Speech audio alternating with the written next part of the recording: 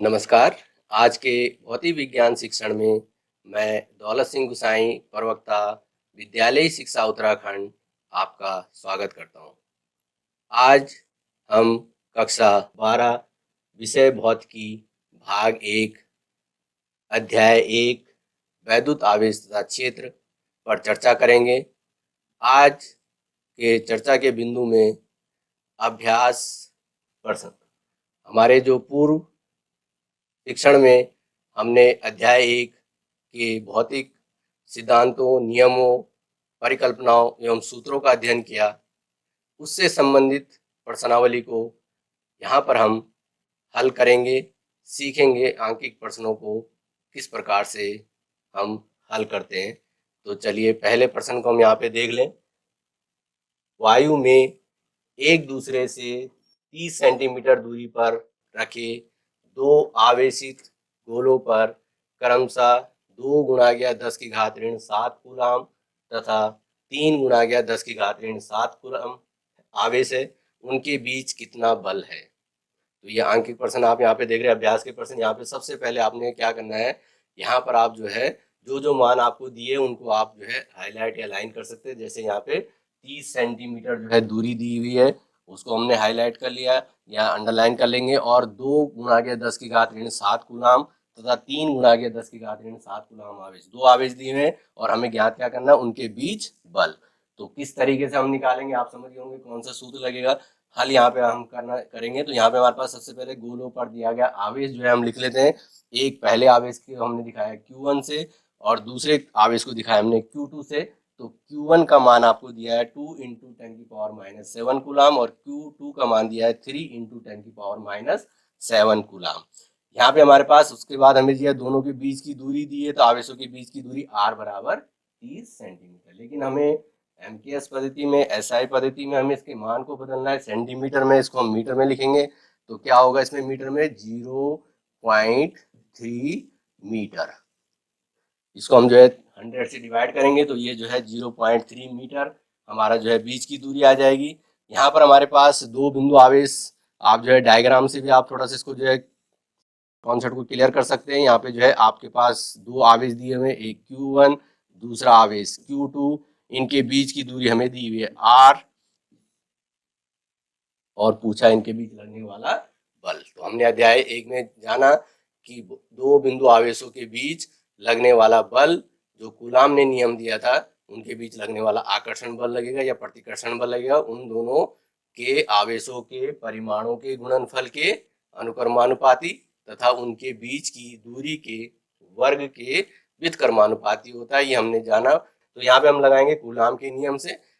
तो कूलाम का नियम हमारे पास F बराबर 1/4 pi epsilon not Q1 Q2 upon R²। ये हमारे पास का सूत्र है। यहाँ पर हम इसके मान रखेंगे। F का मान हमें जो है निकालना है, कितना बल लगेगा। तो यहाँ पे हमारे पास F बराबर 1/4 पाई एप्सिलॉन नॉट का मान हमने बताया था 9 × 10⁻9। ये होता है 1/4 पाई एप्सिलॉन नॉट का मान न्यूटन मीटर स्क्वायर पर कूलाम स्क्वायर इंटू Q1 का मान यहाँ पे आप देखिए 2 × 10⁻7 Q1 का मान रखें।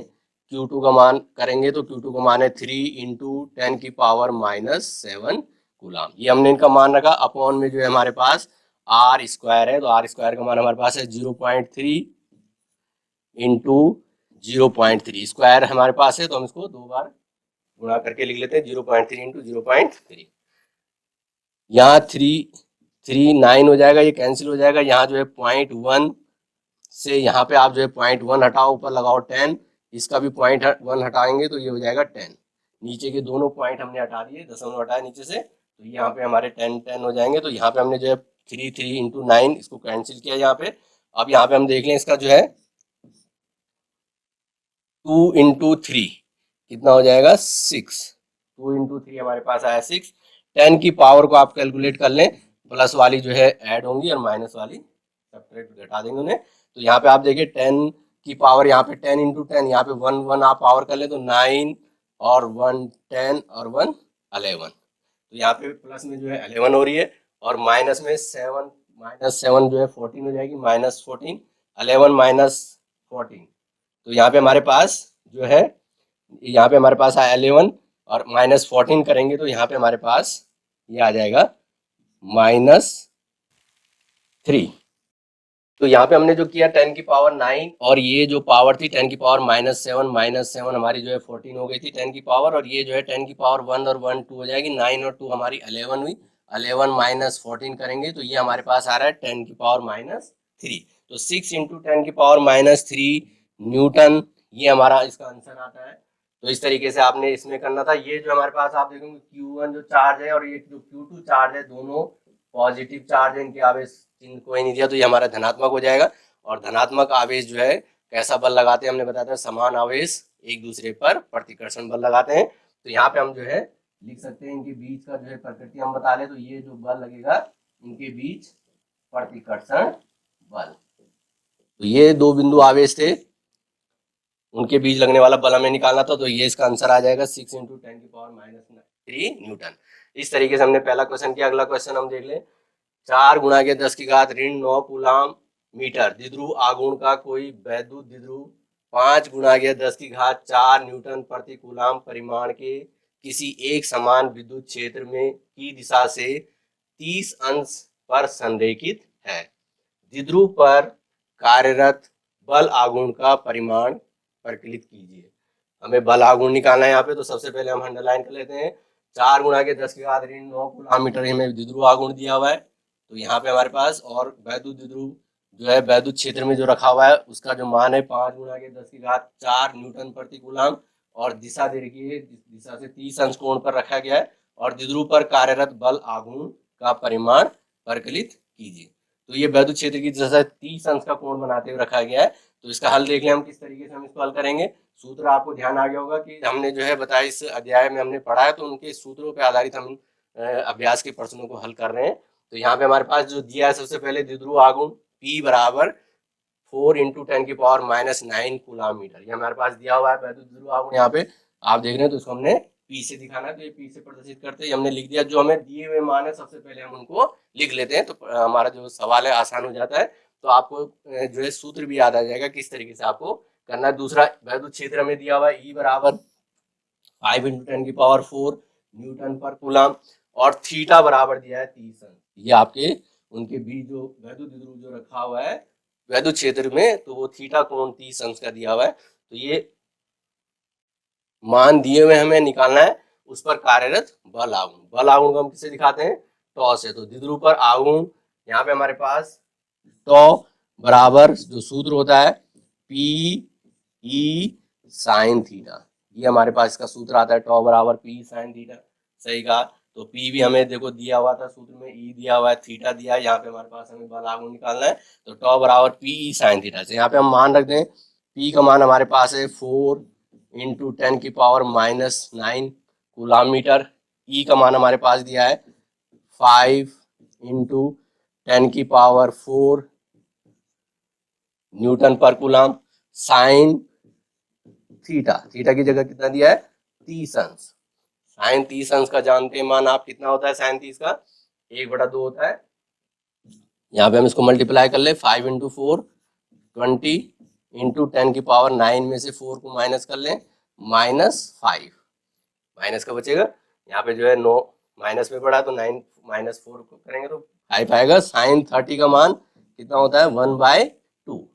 1/2 साइन 30 का मान यहाँ पे हम रख लें। तो यहाँ पे हम 2 से 20 को कैंसिल करें, 10 टाइम्स कैंसिल हो जाएगा। अब 10 की पावर 1 और 10 की पावर -5, तो कितना लिख सकते हैं इसे हम 10 की पावर -4। बल आघूर्ण का मात्रक बताइए क्या होगा, बल आघूर्ण का मात्रक, इसका मात्रक होता है न्यूटन मीटर। Newton metre. तो ये हमारे पास जो हमें निकालना था बल आघूर्ण, याद कीजिए। तो ये जो बल आघूर्ण का मान आता है टॉ बराबर 10 की पावर -4 न्यूटन मीटर। तो इस तरीके से आपको जो है इस अभ्यास के प्रश्न को हल करना था। अगला क्वेश्चन हम देख लें, अभ्यास में दिया हुआ है। एक समान विद्युत क्षेत्र E बराबर 3 गुणा के 10 की घात 3 आई कैप न्यूटन पर कूलाम पर विचार कीजिए। इस क्षेत्र का 10 सेंटीमीटर भुजा के वर्ग के उस पार्श्व से जिसका तल वाई जेड तल के समांतर है गुजरने वाला फ्लक्स क्या है। उससे गुजरने वाला फ्लक्स क्या है ये पहला निकालना। बी में है इसी वर्ग से गुजरने वाला फ्लक्स कितना है यदि इसके तल का अभिलंब एक्स अक्ष से 60 अंश का कोण बनाता है। तो पहले कंडीशन क्या है, दूसरी कंडीशन क्या है, उसको आप इसमें समझेंगे। तो यहाँ पे हमारे पास एक समान विद्युत क्षेत्र हमें दिया हुआ है E बराबर 3 × 10⁻³ न्यूटन पर कूलाम पर विचार कीजिए। क्षेत्र जो है 10 सेंटीमीटर भुजा का वर्ग। जैसे यहाँ पे आप देखें, यहाँ पे मैंने रखा हुआ है तो ये जो है इस तरीके का एक वर्ग है जिसकी 10 सेंटीमीटर भुजा होंगी, यानी जो है जिसकी चारों भुजाएं बराबर होती हैं 10 सेंटीमीटर 10 सेंटीमीटर। और वाई जेड तल की समांतर गुजरने वाला फ्लक्स क्या है। फ्लक्स हमने पढ़ा इसमें वैद्युत फ्लक्स, जिसको हम फाई से प्रदर्शित करते हैं। तो यहाँ पे हमारे पास इस तल को दिखाने के लिए मैंने एक जैसे बॉक्स रखा हुआ है इस तरीके से। यहाँ पे हमारे पास ये एक बॉक्स है, तो ये आप देखें इसमें हमारे पास इस बॉक्स में आप देखिए, तो यहाँ पे अगर मैं इस तरीके से दिखाऊं, ये हमारा एक, आप इसको तल समझिए। यहाँ पे हमारे पास ये वाली अक्ष हो जाएगी हमारे पास एक्स अक्ष, ये हो जाएगी हमारी वाई अक्ष, और ऊपर ये वाली जेड अक्ष हो जाएगी, और ऊपर वाली वाई अक्ष। तो इस तरीके से वाई एक्स और जेड। तो ये वाला जो तल है वाई जेड तल, जो यहाँ पे लिखा हुआ है वाई जेड तल, तो वाई जेड तल के जो है समांतर गुजरने वाला, तो ये जो हमारे पास वर्ग रखा हुआ है कैसे रखा हुआ है, वाई एक्स जेड के तल के समांतर रखा हुआ है। तो यहाँ पे हमारे पास वाई जेड तल के समांतर, तो इसके समांतर हमें रखना है यहाँ पर इस तरीके से, जैसे मैंने रखा है इस तरीके से हमारे पास यहाँ पे हमें जो है वाई जेड के समांतर। तो यहाँ पे हमारे पास जैसे बल रेखा यहाँ से निकल रही है, बल रेखा इस तरीके से बल रेखा इसके अंदर से गुजर रही है, तो बल रेखा यहाँ से हमारे पास वैद्युत फ्लक्स आएगा, और यहाँ पे हमने इसके सामने इस तरीके से रखा हुआ है, तो ये वर्ग हमारे पास आएगा। तो इससे कितना फ्लक्स गुजरेगा, तो ये आपने ध्यान रखना है कि इससे गुजरने वाला फ्लक्स क्या होगा। तो उसको हम देखें इस तरीके से, ये ए बराबर जो 10 सेंटीमीटर हमें दिया, तो सबसे पहले हमें इसको जो है इसमें बदल लेना है मीटर में। ऐसा पद्धति में हम इसको बदलते हैं 10 सेंटीमीटर को, तो 10 गुणा आ गया 10⁻2 लिख सकते हैं मीटर में, या इसको आप 0.1 मीटर भी लिख सकते हैं। तो 10 सेंटीमीटर को हमने 0.1 मीटर लिख दिया। इस तरीके से हम वर्ग की भुजा को जो है यहाँ पे निकालते हैं। यहाँ पे हमारे पास ये जो वर्ग की भुजा, इससे जो है गुजरने वाला हमें फ्लक्स निकालना है। तो वर्ग की फ्लक्स से गुजरने वाला जो उसकी फलक है उससे गुजरने वाला फ्लक्स देख लें, उसकी जो भुजा है वर्ग के अंदर, उसकी जो है भुजा है, तो उसके अंदर गुजरने वाला फ्लक्स जो फाई बराबर हो जाएगा E dot vector D A.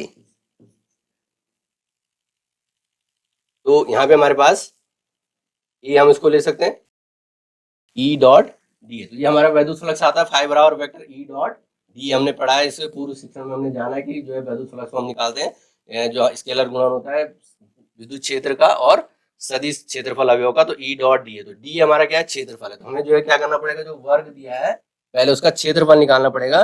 तो डी ए हम देख लें, क्षेत्रफल हमारे पास, क्षेत्रफल क्या होता है, भुजा का वर्ग। तो भुजा का वर्ग हमारे पास आ जाएगा, ए स्क्वायर होता है तो 0.1 इंटू 0.1 आप इसको लिख सकते हैं। तो ये हो जाएगा हमारे पास 0.01 मीटर स्क्वायर। ये हमने इसकी जो है सबसे पहले क्या निकाल दिया, सदिश क्षेत्रफल निकाल दिया। तो उसका जो क्षेत्रफल आ जाएगा 0.1 इंटू 0.1 करेंगे तो 0.01 मीटर स्क्वायर, ये हमारा निकला। यहाँ पे हम इसका मान देखें तो ये जो है एक चीज आपको ध्यान रखना, जो डी ए है इसको जो है डी ए की जो दिशा होगी यहाँ पे हमारे पास, इसको हम देखो इस तरीके से भी इसको जो है समझ सकते हैं, फाई बराबर ई डॉट डी एस हमने किया। तो यहाँ पे आप जो है इस तरीके से देखें, ये हमारे पास वाई जेड तल मैंने इसमें दिखाया है, और वाई जेड तल के जो है एक्स अक्ष दिशा में हमारे पास कौन सा है, ये जो वर्ग हमने रखा था। तो ये जो वर्ग है जिसकी भुजाएं 10 सेंटीमीटर है, ये भी 10 सेंटीमीटर, ये भी 10 सेंटीमीटर, इसके जो है हमने एक्स अक्ष पे हमने इसको रखा हुआ है इस वर्ग को। और ये हमने बताया था इसी दिशा में क्या है, वैद्युत क्षेत्र की दिशा है। तो वहां पे हम ई की दिशा जो है एक्स अक्ष दिशा में है, क्योंकि उस पर आई कैप दिया हुआ है। तो ये ध्यान रखना आपने, हमने आई कैप से हम समझ जाएंगे कि वैद्युत क्षेत्र एक्स दिशा में है। तो ये इस तरीके से हमने देखा इसमें। अब आप देखें ये हमारे पास इस तरीके से रखा है, तो इसका जो क्षेत्रफल का जो हमने बताया था कि लंबवत जो हमारा सदिश अवयव होगा, उसका जो क्षेत्रफल अवयव जो होगा उसकी जो है लंबवत जो होगा, वेक्टर जो होगा लंबवत डी ए, उसको जो हम यहाँ पे ए से दिखा लेंगे, या ये हमारे पास एक सूक्ष्म क्षेत्रफल होगा, तो यहाँ पे हम इसको जो है डी से भी दिखा सकते हैं, तो डी ए कह सकते हैं, या ए हमारे पास पूरे का क्षेत्रफल आ जाएगा। तो ये डी हमारे पास आया इसमें। तो ये जो है इस तरीके से हमारे पास ये दोनों, ये जो हमने दिखाया था इसमें वर्ग, इसके अभिलंब जो दिशा होती है वो क्षेत्रफल की दिशा होती है, तो उस दिशा में हमने इसको दिखाना है।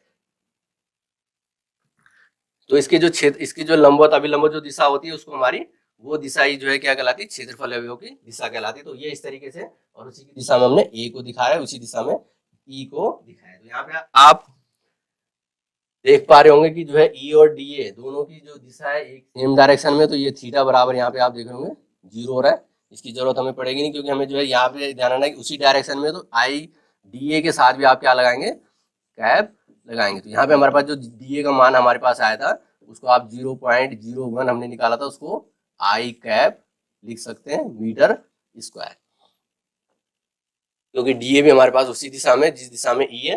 तो दोनों के लिए जो है यहाँ पे हमारे पास, अब यहाँ पे हम जो है इसका गुजरने वाला वैद्युत फ्लक्स हमें निकालना था। पहले वाले में हमें जो है वैद्युत फ्लक्स ही निकालना है। तो यहाँ पे हमारे पास ये जो हो जाएगा ई डॉट डी ए। अब यहाँ पे डॉट लगाएंगे हम यहाँ पे, तो इसको करेंगे, ई का मान हमारे पास था, ई का मान हमें जो दिया था 3 × 10⁻³ आई कैप था, तो 3 × 10⁻³ आई डॉट, यहाँ पे हमारे पास डॉट है तो डॉट लगाएंगे। डी ए का मान हमारा निकला 0.01 आई। यहाँ से हमारे पास डॉट प्रोडक्ट हम देख लें तो हमें पता है कि आई, यहाँ पे हम देखें आई डॉट आई, आप जानते हैं आई डॉट आई का मान क्या होता है, आई कैप डॉट आई कैप का मान 1 होता है। तो यहाँ पे हम इसको 1 करेंगे, तो यहाँ पे हमारे पास इसका जो है आई, इनको मल्टीप्लाई करेंगे तो हमारे पास ये आ जाएगा 0.03 इंटू 10⁻³ 0.03 इंटू 10⁻³ ये हमारे पास फाई का मात्रक आएगा। तो इसका जो है मान आ जाएगा, ये जो है इसको न्यूटन मीटर स्क्वायर पर कूलम इसका मात्रक होता है। तो ये जो है इसका आंसर 0.03 इंटू 10⁻³। इसको जो है आप इस तरीके से भी लिख सकते हैं, या आप उसको जो है 3 से, अगर जो है 1000, एक 10⁻³ का मतलब क्या है 1000, 1000 से आप इसको गुणा करेंगे तो ये हो जाएगा 330, जो है ये आ जाएगा हमारे पास 30 न्यूटन मीटर स्क्वायर पर कूलम। तो ये जो है इसका आंसर आया पहले वाले का। तो इस तरीके से आप इसको जो है करेंगे 30 न्यूटन मीटर स्क्वायर पर कूलम। तो यहाँ पे आपने 0.03 था, इसको आपने 10⁻³ से यानी 1000 से इंटू करेंगे, तो ये जो है पॉइंट जो है 2 स्थान आगे खिसकेगा, तो ये जो है 30 न्यूटन मीटर स्क्वायर पर कूलम आ जाएगा। तो ये यहाँ पे आपने देखा। उसके बाद हमारे पास जो दूसरा उसमें बताया था कि उसको जो है बी वाला पोर्शन हम देख लें। यहाँ पे हमारे पास उसमें जो है क्या किया गया है, उसको जो है घुमाकर एक्स अक्ष के साथ 60 एंगल पर जो है घुमा दिया गया, 60 अंश पे घुमा दिया गया है। तो क्षेत्र के साथ जो है 60 अंक का कोण बना रही। तो यहाँ पे आप देखें ये थीटा का मान जो इस बार 60 है, तो ई और डी ए ले लो, चाहे ए ले लो इसमें, तो ई और डी ए के बीच का जो है आप यहाँ पे जो है देखेंगे तो यहाँ पे कोण बन रहा है 60 अंश का। तो यहाँ पर आप जो है जब इसको लगाएंगे, इसमें बी वाले में हमारे पास इससे गुजरने वाला वैद्युत फ्लक्स हम निकालेंगे, तो फाई बराबर आ जाएगा ई डॉट डी ए। यही सूत्र हमारा लगेगा, हमने पूर्व शिक्षण में हमने पढ़ा है, vector E dot D A. तो यहाँ पे आप देखेंगे ई डॉट डी ए जब आप करेंगे तो E D A cos theta, यहाँ पे हम डॉट हटाएं तो ई डॉट डी ए यहाँ पे हमारे पास आएगा E D A cos theta, क्योंकि हमारे पास डी ए डायरेक्शन में हमारे पास जो है सदिश क्षेत्रफल है, तो उसका जो है कोण, क्योंकि अभी लंबवत दिशा आपकी बार इस तरफ है ऊपर की तरफ, तो ये जो है डी ए की डायरेक्शन है। तो यहाँ पे थीटा का मान हमारे पास 60 है, ई का मान हमने जो निकाला था 3 इंटू, जो हमें दिया था 3 × 10⁻³, और डी ए का मान 0.01 इंटू कॉस थीटा का मान हमारे पास 60। कॉस 60 का मान जानते हैं आप कितना होता है, 1/2 होता है। कॉस 60 का मान 1/2, यहाँ पे हमारे पास ये हो जाएगा 3 इंटू, यहाँ पे भी देखिए आप इसको जो है 1, इसको जो है इससे मल्टीप्लाई कर लीजिए तो ये 10 आ जाएगा। यहाँ पे जो है इसको कीजिए 1/2, कॉस 60 का मान रख दीजिए 1/2, तो 2 से जो है डिवाइड करेंगे तो ये जो है 10 से इसको काट लीजिए, कैंसिल कर लेंगे, 5 5 3 जा 15, तो ये जो है 15 न्यूटन मात्रक जरूर लिखिएगा, न्यूटन मीटर स्क्वायर पर कूलाम, ये इसका मात्रक आ जाएगा। तो न्यूटन मीटर स्क्वायर पर कूलाम। तो इस तरीके से हमने जो है दो स्थितियां पूछी गई थी, ए और बी, उन दोनों के लिए हमने जो है इसको देखा कि किस तरीके से हम इसको हल कर सकते हैं। आसानी से आप लोगों को समझ में आया होगा ये क्वेश्चन। तो उसके बाद हम अगला अभ्यास इसमें हम देखें। 2.4 मीटर व्यास के किसी एक समान आवेशित चालक गोले का पृष्ठीय आवेश घनत्व 80 माइक्रो कूलाम पर मीटर स्क्वायर है। ए इसमें दिया है, गोले पर आवेश ज्ञात कीजिए। बी जो है, गोले के पृष्ठ से निर्गत कुल वैद्युत फ्लक्स क्या है। तो यहाँ पे आपको जो है गोले पर जो है, गोले के पृष्ठ से निर्गत कुल वैद्युत फ्लक्स क्या है उसको ज्ञात करना है। तो यहाँ पे मैंने बताया, सबसे पहले जो चीजें दी उनको आप हाईलाइट कर लीजिए, अंडरलाइन कर लीजिए। ये हमारे पास 2.4 मीटर व्यास दिया हुआ है, तो आप समझ पा रहे हैं, पहले हमें त्रिज्या निकालनी होगी। एक समान आवेशित चालक, और ये हमारे पास पृष्ठीय आवेश घनत्व दिया हुआ है 80 माइक्रो कूलाम पर मीटर स्क्वायर। इसको आप समझना है, माइक्रो को बदलना है कूलाम में। और गोले पर आवेश यानी क्यू निकालना है। तो इसको हम हल देखें किस तरीके से करेंगे। जो पहले मान दिए हैं, सबसे पहले हम उसको लिख लेते हैं। चालक का व्यास डी बराबर 2.4 मीटर। त्रिज्या बता सकते हैं, आर बराबर आधा करेंगे d/2 का, तो ये हो जाएगा 1/2 मीटर। सही कहा। तो ये जो है हमारे पास उसकी त्रिज्या आ जाएगी r बराबर 1/2 मीटर। 2.4 मीटर हमारा व्यास है, व्यास का आधा त्रिज्या होता है। डायमीटर का जो है हाफ करेंगे, रेडियस आता, तो रेडियस हमारे पास आ गया 1.2 मीटर। चालक का व्यास दिया हुआ हमारे पास, हमें जो है निकालना है इसमें पृष्ठीय आवेश घनत्व हमारे पास। और यहाँ पे हमें जो दिया हुआ है पृष्ठीय आवेश, दूसरा मान जो है मेरे पास दिया है पृष्ठीय आवेश घनत्व दिया हुआ है, इसको हम दिखाते हैं सिग्मा से। सिग्मा बराबर आ जाएगा 80 माइक्रो कूलाम पर मीटर स्क्वायर दिया, तो इसको हमने क्या लिख लेना, 80 गुणा गया 10⁻⁶ कूलाम पर मीटर। ये हमने कर लिया 80 माइक्रो कूलाम को जरूर बदलें, क्योंकि सूक्ष्म मान हमें पता है आवेश का सूक्ष्म मात्रा माइक्रो में था, और 1 माइक्रो कूलाम हम पहले बता चुके हैं कि जो है 10⁻⁻6 कूलाम होता है। तो 80 × 10⁻⁻6 कूलाम पर मीटर स्क्वायर करेंगे, जो मात्रा हमारे पास ये दिया हुआ। तो माइक्रो कूलाम, माइक्रो की जगह हमने 10⁻⁻6 कर लिया। ये सिग्मा का मान है। यहाँ पे हमारे पास जो है 80 × 10⁻⁻6 कूलाम निकला। ए वाला हमारे पास हमें जो निकालना है, गोले पर व्यास ज्ञात कीजिए। तो व्यास हमारे पास जो हमें गोले पर आवेश निकालना, तो हमें पहले सिग्मा वाला जो सूत्र है वो ध्यान रखना है। सिग्मा बराबर हमने पढ़ा था Q/A, एकांक क्षेत्रफल में आवेश की मात्रा, ये क्या कहलाती है, एकांक क्षेत्रफल में आवेश की मात्रा हमारी पृष्ठीय आवेश घनत्व कहलाती है। एकांक क्षेत्रफल में आवेश की मात्रा हमारी पृष्ठीय आवेश घनत्व कहलाती है। तो यहाँ पे हमारे पास Q हमें निकालना है, तो Q बराबर आप लिख सकते हैं सिग्मा ए। Q बराबर आ जाएगा हमारे पास सिग्मा ए। तो हमारे पास हमने जो इसके जो एक काल्पनिक पृष्ठ की हमने जो है बात करी, तो इस पृष्ठीय आवेश घनत्व के लिए एक समान आवेशित चालक है और गोले का है, तो एक समान आवेशित गोले को हमने लिया, तो उसका जो क्षेत्रफल आएगा यहाँ पे हमारे पास, यहाँ पे हम क्या लिखेंगे उसको, 4πr²। क्या होता है इसका क्षेत्रफल, गोल या पृष्ठीय क्षेत्रफल हम निकालेंगे, तो वो जो है गोल या कोस। यहाँ पे जो है हमारे पे ध्यान रखना कि एक समान आवेशित चालक जो है गोल या कोस जो है, गोल या पृष्ठीय जो है इसका आवेश घनत्व हमें जो है सिग्मा दिया हुआ है, तो हमें जो उसका जो है क्षेत्रफल हम निकालेंगे, तो पृष्ठीय क्षेत्रफल कितना हो जाएगा 4πr²।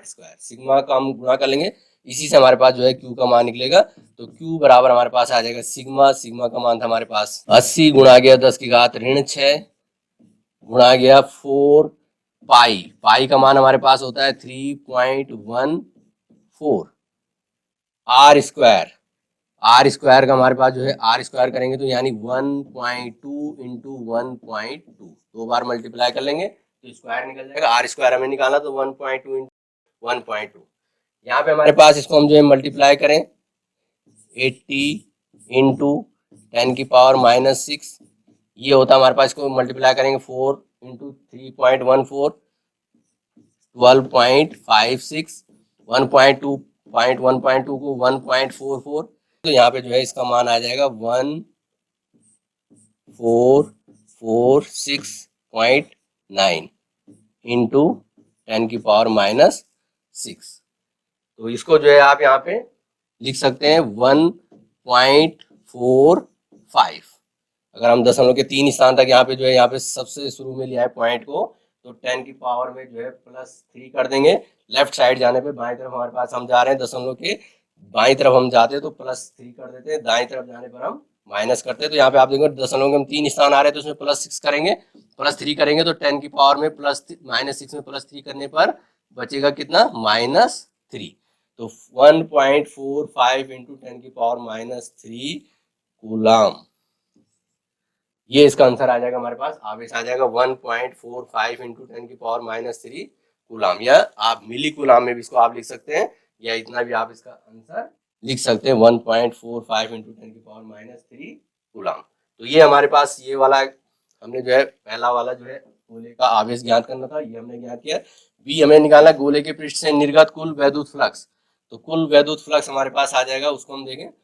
गोले से निर्गत जो है पृष्ठ से निर्गत कुल वैद्युत फ्लक्स फाई बराबर कूलाम, जो हमारे पास जो हमने बताया था गॉस की प्रमेय से, फाई बराबर जो हमारे पास आया था कुल आवेश का एप्सिलॉन नॉट गुना होता है, हम पढ़ चुके हैं। तो जो है कुल आवेश का गॉस ने नियम में कि 1 एप्सिलॉन नॉट गुना होता है कुल आवेश का। तो कुल आवेश अभी हमने निकाला 1.45 इंटू 10 की पावर -3 कूलाम में हमारे पास है। एप्सिलॉन नॉट का मान बताया था ये 8.85 इंटू 10 की पावर -12 कूलाम स्क्वायर अपॉन में न्यूटन मीटर स्क्वायर। यहाँ पर हम 1.45 में 8.85 पर डिवाइड करेंगे, भाग करेंगे, तो यहाँ पे हमारे पास आएगा 0.163 इंटू 10 की पावर जो है 12 ऊपर जाके जो है प्लस की होगी, तो 10 की पावर 12 में से 3 गया तो 9 जो है प्लस की बचेगी। 0.163 इंटू 10 की पावर 9, और यहाँ पे हम इसको लिख सकते हैं 1.6 इंटू 10 की पावर, अगर हम दशमलव के एक स्थान तक रखें मान को 1.6। अब की बार हम दशमलव को दाईं तरफ ले जा रहे हैं, तो दाईं तरफ लाने में मैंने कहा था माइनस करेंगे, तो 9 में से 1 माइनस हो जाएगा तो 8। तो 1.6 इंटू 10 की पावर 8, मात्रक हमें पता है न्यूटन मीटर स्क्वायर पर कूलाम, मात्रक जरूर लिखेंगे फाई का मान। तो यहाँ पे हमारे पास ये जो है 1.6 इंटू 10 की पावर 8 न्यूटन मीटर स्क्वायर पर कूलाम। तो इस तरीके से हमने जो है इस अभ्यास में इस प्रश्न को देखा। अगला देख लें। कोई अनंत रेखिक आवेश 2 सेंटीमीटर दूरी पर 9 गुणा के 10 की घात 4 न्यूटन पर कूलाम विद्युत क्षेत्र उत्पन्न करता है, रेखिक आवेश घनत्व ज्ञात कीजिए। तो यहाँ पे सबसे पहले जैसे हमने बताया तरीका कि सबसे पहले जो जो चीजें दी उनको हाईलाइट कर लेंगे। 2 सेंटीमीटर दूरी है, 9 गुणा के 10 की घात 4 न्यूटन पर कूलाम ये विद्युत क्षेत्र है, और रेखिक आवेश घनत्व, ये आपको ध्यान रखना है, रेखिक आवेश घनत्व को हमने लैम्डा से प्रदर्शित किया था। तो यहाँ पे आपको लैम्डा हमें निकालना है। तो यहाँ पे आप देखिए कि कोई अनंत रेखिक आवेश दिया हमारे पास, दूरी r बराबर 2 सेंटीमीटर, और E बराबर हमारे पास दिया है 9 गुणा के 10 की घात 4 न्यूटन पर कूलाम, और लैम्डा का मान हमें ज्ञात करना है। तो यहाँ पे हम क्या करेंगे, यहाँ पे हमारे पास जो है अनंत लंबाई के रेखीय आवेश के कारण हमें विद्युत क्षेत्र निकालना है। E बराबर, सूत्र आपको ध्यान रखना है, E बराबर हमारे पास आता है 1/4 pi epsilon not 2 lambda upon r। अब यहाँ पे हमने ध्यान रखना है r का मान जो यहाँ पे दिया है इसको पहले आप जो है सेंटीमीटर मीटर में बदल लें तो 0.02 मीटर लिख सकते हैं, 0.02 मीटर। या आपको जो है इसमें आप इसको ऐसे भी लिख सकते हैं 2 इंटू 10 की पावर -2 मीटर। तो जो भी आपको लगता है जिस तरीके से आप कर सकते हैं, तो उसमें जो है 2 इंटू 10 की पावर -2 लिखिए, 0.02 मीटर लिखिए। 1/4 pi epsilon not 2 lambda upon r, ये हमने एक अनंत लंबाई का एक रेखीय आवेश तार जो लंबवत सीधा तार लिया था उसके कारण रेखीय आवेश घनत्व। तो ये हमारा गॉस के नियम के अनुप्रयोग है। पहला अनुप्रयोग यही था, अनंत लंबाई के आवेशित सीधे तार के निकट विद्युत क्षेत्र हमें निकालना था। तो वहां पे हमारे पास E बराबर सूत्र निकला था 1/4 pi epsilon not 2 lambda upon r। E का मान यहाँ पे हम रख लें 9 गुणा गया 10 की घात 4, 1/4 पाई एप्सिलॉन नॉट का मान क्या होता है 9 गुणा गया 10 की घात 9, बार बार आएगा ये पेपर में दिया भी रहता है आगे, और 2 इंटू लैम्डा, लैम्डा का मान हमें निकालना है, और अपॉन में r, r का मान हमारे पास है 2 इंटू 10 की पावर -2। जो भी आपको लगता है 0.02 लिखना वो भी आप लिख सकते हैं। 2 से 2 कैंसिल हो गया, यहाँ पे देखेंगे आप 9 से डिवाइड करेंगे तो ये 9 यहाँ कैंसिल हो जाएगा। लैम्डा का मान हमें निकालना है, तो लैम्डा बराबर बचेगा यहाँ पे आप देखेंगे 10 की पावर -2 आएगी इधर, ये हो जाएगी मल्टीप्लाई 10 की पावर 4 के साथ। तो 10 की पावर 4 इंटू 10 की पावर -2, 10 की पावर 2 इसके साथ मल्टीप्लाई हो जाएगी और डिवाइड में भाग में कौन सी जाएगी, ऊपर वाला जो मान है 10 की पावर 9। यहाँ पे आप देख रहे होंगे ये वाला मान 2 से 2 कैंसिल हो गया था, केवल 10 की पावर 9 बचा। लैम्डा का मान हमें निकालना है, लैम्डा ही हमारे पास जो है रेखिक आवेश घनत्व हमने बताया था, इसी का मान निकालना। तो लैम्डा बराबर हो जाएगा 10 की पावर 4 इंटू 10 की पावर -2 और अपॉन में 10 की पावर 9। हल करेंगे 10 की पावर 4 में से 2 तो कितना बचेगा 10 की पावर 2 और 10 की पावर 9 ऊपर जाके कितना हो जाएगा -9, तो ये हो जाएगा 10 की पावर -7। तो ये लैम्डा का मान आ गया 10 की पावर -7 और मात्रक आ जाएगा इसका कूलाम पर मीटर। तो 10 की पावर -7 कूलाम पर मीटर, ये आज का मान है। इसको आप ऐसे भी लिख सकते हैं, अगर आपने 1 इंटू लिख दिया इसको 1 इंटू 10 की पावर -7 तो इसको आप लिख सकते हैं 0.1, तब बचेगा 10 की पावर -6 माइक्रोकूलाम पर मीटर, 0.1 माइक्रोकूलाम पर मीटर। तो इस तरीके से भी आप जो इसको कर सकते हैं। तो यहाँ पे हमने जो चर्चा की, अभ्यास के प्रश्न आपने देखे, तो हमारे पास जो हमने पूर्व शिक्षण किया अध्याय 1 से, उनसे आधारित हमारे पास जो प्रश्न थे उन पे हमने जो है आज कुछ प्रश्न किए। आप जो है अपनी इस अभ्यास पुस्तिका से जो अन्य अभ्यास के प्रश्न हैं उनको भी हल कीजिए, इन सूत्रों का प्रयोग करते हुए गणितीय गणनाओं को जो है करिए और आसानी से आप जो है उन सवालों को हल कर सकते हैं इन सूत्रों का प्रयोग करके। कुछ यहाँ पर हमने जो है कक्षा में इन पर चर्चा की। तो यहाँ पे हमारे पास जो गृह कार्य है, विगत वर्षों के जो नीट हो या जेई में जो आए हुए प्रश्न है उनको आप हल करने का प्रयास करेंगे। कॉपी में जो है नोटबुक में आप जो है उनको नोट कीजिए, हल कीजिए, उन प्रश्नावली को करने का प्रयास कीजिए। तो यहाँ पर इस अध्याय को हमने समाप्त किया है। तो अगले अध्याय में हम लोग पुनः आपके सामने उपस्थित होंगे, तब तक के लिए धन्यवाद।